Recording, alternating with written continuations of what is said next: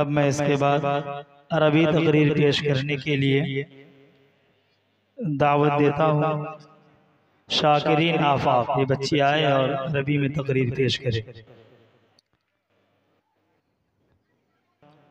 آپ حضرات جو ابھی ادھر ادھر ہے نماز پڑھنے کے لیے گئے ہیں، وہ برائے کرم اب پنڈال میں تشریف لے آئیں۔ باضابطہ طور پر پروگرام جو ہے شروع ہو رہا ہے، اور اسی نشست میں علماء کرام کے بیان ہونے ہیں جن سے آپ محظوظ ہوں گے۔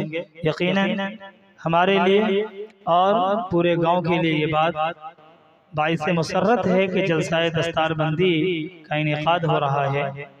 اس لیے آپ حضرات اپنے کاموں کو تھوڑا آگے پیچھے کر کے یہاں پنڈال میں ضرور تشریف لائیں۔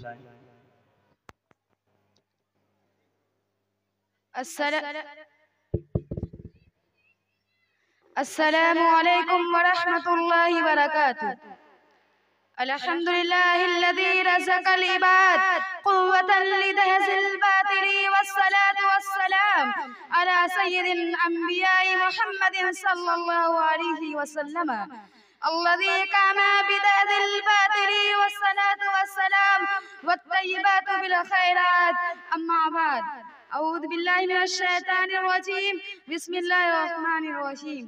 فحضرت رئیس البرنامج الميمون وسادة الأفاضل وزملائي في الدروس، إني أريد أن ألقي خطبة عربية وجيزة سلسة حول الموضوع البطل الإسلامي شيخ الإسلام حسین احمد مدنی، فالالتماس منكم جميعا أن تلفتوا نظركم إلى مشتملات خطبته وعزموا على العمل بالخيرات۔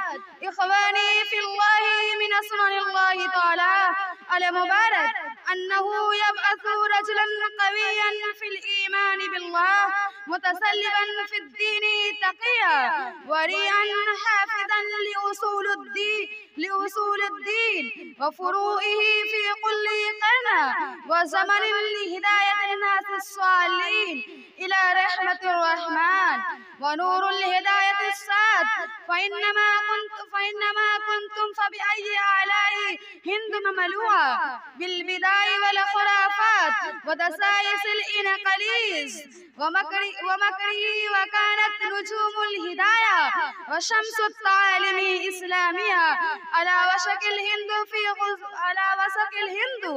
في غصون هذه الظروف خطيرة وأوضاع بشرية.